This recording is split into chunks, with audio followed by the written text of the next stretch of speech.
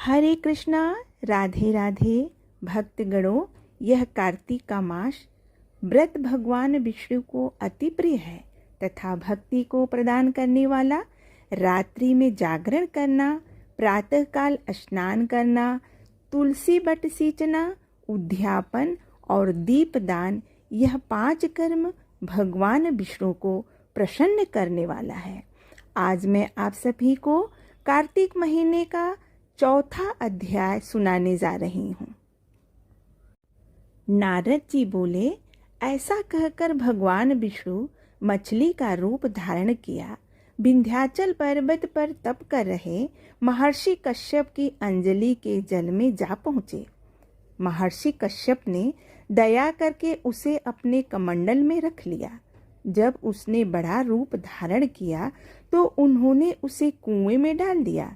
जब कुएं में भी न समा सकी तो उन्होंने उसे तालाब में फेंक दिया, और जब वह तालाब में न आ सकी तो उन्होंने उसे समुद्र में डाल दिया। वह वहाँ पर भी बढ़ने लगी। फिर उस मत्स्य रूपी नारायण ने उस शंखासुर को मार डाला। पश्चात शंख को हाथ में लेकर बद्री वन में आ पहुँचे। बद्री नारायण में आकर उन्होंने सब ऋषि और महर्षियों को बुलाकर आज्ञा दी कि पानी में इधर उधर फैले हुए वेदों को ढूंढो और उन्हें शीघ्र मिलाकर मेरे पास लाओ। तब तक मैं देवताओं के साथ श्री प्रयागराज में ठहरूं हूँ। इसके बाद सब ऋषि महर्षियों ने इन सब बीजों, सब वेद मंत्रों को ढूंढने निकल पड़े। उन वेदों में से जो भाग जिस जिस ऋषि को मिला वह उसी का हो गया। उस भाग के उसी दिन से वह ऋषि कहलाए। सब वेदों को लेकर ऋषि महर्षि प्रयागराज में आए और उन्होंने वे सब भगवान विष्णु और ब्रह्मा जी को समर्पित कर दिए। ब्रह्मा जी वेदों को पाकर बड़े प्रसन्न हुए। उन्होंने देवताओं और ऋषियों के साथ अश्वमेघ यज्ञ किया। यज्ञ के अंत में देवता, गंधर्व, यक्ष, नाग भगवान विष्णु को दंडवत करके प्रार्थना करने लगे। देवताओं ने कहा, हे देव, हे जगन्नाथ, हे प्रभु, हमारी प्रार्थना सुनिए। हम लोगों के हर्ष का समय है, इसीलिए आप हमें वरदान दीजिए। नष्ट हुए वेद पुनः ब्रह्मा जी को प्राप्त हो गए हैं। हे लक्ष्मीपते, आपके अनुकंपा से हम देवताओं को यज्ञ का भाग भी मिला है। यह स्थान आपके प्रसाद से आज पृथ्वी भर में सर्वप्रधान पुण्य को बढ़ाने वाला है, मुक्ति तथा भक्ति को प्रदान करने वाला हो, ब्रह्महत्या आदि पापों का नाश करने वाला, परम पवित्र और अक्षय फल देने वाला हो। यह वरदान हमें दीजिए। भगवान विष्णु ने कहा, जो कुछ आप लोगों ने कहा है वह मेरा भी ध्येय है। जैसा आप लोगों ने कहा है कि यह स्थान आज से ब्रह्मा क्षेत्र के नाम से पुकारा जाएगा। इस स्थान पर गंगा जी व सूर्यपुत्री यमुना जी का संगम होगा। मैं श्री ब्रह्मा जी सहित यहाँ पर निवास करूँगा। यहाँ पर किया हुआ जप तप तथा दान महान फलदायक होगा। पहले जन्म में किए हुए पाप, ब्रह्म हत्या आदि भी इस तीर्थ राज में स्नान करने से नष्ट हो जाएगा। जो लोग अपने पिता आदि को वहाँ लाकर तर्पण व श्राद्ध करेंगे, उनके पिता मेरे स्वरूप को प्राप्त करेंगे। वह तीनों प्रकार की मुक्ति को प्राप्त करेंगे। मकर संक्रांति पर माघ मास में प्रातःकाल यहाँ आकर स्नान करने वाले के दर्शन मात्र से ही सब पाप मिट जाते हैं। ठीक उसी तरह जिस तरह सूर्य के तेज से अंधकार का नाश हो जाता है। हे मुनीश्वर, मेरे वचन ध्यान से सुनिए। मैं सर्वत्र व्याप्त रहता हुआ भी हमेशा बद्री नारायण में निवास करता हूँ। सैकड़ों वर्ष तक किसी दूसरे स्थान पर तप करने का जो फल मिलता है वही फल यहाँ एक दिन में मिल जाएगा। जो मनुष्य मेरे उस स्थान बद्री आश्रम का दर्शन करेंगे और जीवन मुक्त हो जाएंगे, उनके समस्त पाप नष्ट हो जाएंगे। सूत जी बोले, ऐसा कहकर भगवान विष्णु जी अंतर्ध्यान हो गए और देवतागण भी अपने अंशों को वहीं छोड़कर चले गए। जो मनुष्य कथा को श्रद्धा पूर्वक सुनते और वह श्री प्रयागराज और बद्री आश्रम जाने व स्नान करने का समान फल प्राप्त करते हैं।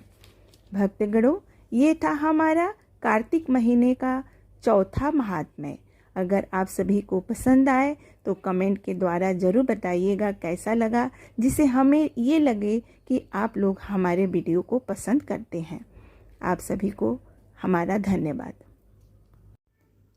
कार्तिक की है पंचमी, सुनो कथा का गान, पाप सभी हर लेते हैं, करता प्रभु का ज्ञान।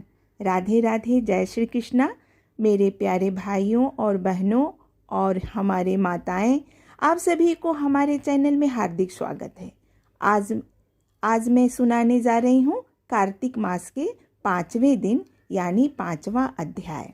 भक्तगणों, जो कार्तिक का महात्म्य सुनते हैं उन्हें कार्तिक के स्नान के जैसा पुण्य मिलता है। कार्तिक का कथा का मुख्य उद्देश्य यह सिखाता है जीवन में सच्चाई, धर्म का मार्ग अपनाना, सभी पापों का नाश होता है। और आज की इस कथा के श्रवण से न केवल पाप कटेंगे बल्कि हमारे मन और आत्मा में नई ऊर्जा का संचार भी होगा, जो हमें मोक्ष के मार्ग पर अग्रसर करेगा। आज की कथा हमें यह ज्ञान दे रहा है कि हमें अपने आचरण को सुधारने और ईश्वर के भक्ति में ध्यान लगाने तथा संसार के मोह से दूर होने का संदेश आज इस कथा से प्राप्त होगा।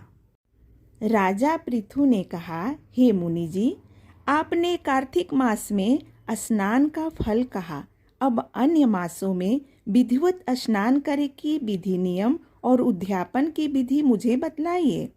देवर्षि नारद बोले, हे राजन, आप भगवान विष्णु के अंश से उत्पन्न हुए हैं, अतः यह बात आपको मालूम ही है। फिर भी मैं आपको यथोचित विधान बतलाता हूँ, ध्यान से सुनिए। अश्विन मास में शुक्ल पक्ष की एकादशी से कार्तिक के व्रत करने चाहिए। सुबह ब्रह्म मुहूर्त में उठ के जल का पात्र लेकर गांव से बाहर पूर्व या उत्तर दिशा में जाएं।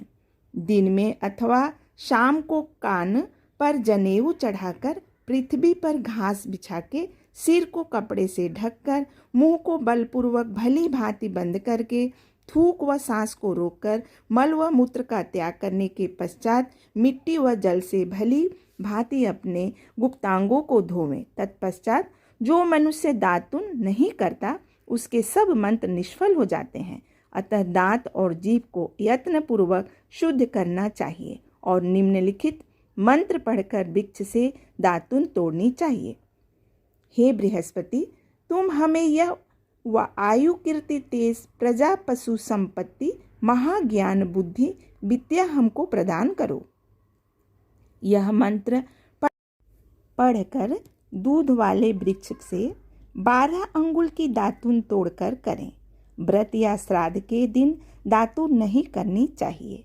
प्रतिपदा, अमावस्या, नवमी, छठी, रविवार को चंद्र तथा सूर्य ग्रहण में दातुन करनी चाहिए। कटीले पेड़ों से कपास, पीपल, बरगद और निगंध, इन पेड़ों की दातुन करनी चाहिए। पश्चात भली भांति स्नान करके फूल माला, चंदन और पान इत्यादि पूजा की सामग्री लेकर प्रसन्न मन व भक्ति पूर्वक भगवान शंकर के मंदिर में जाना चाहिए।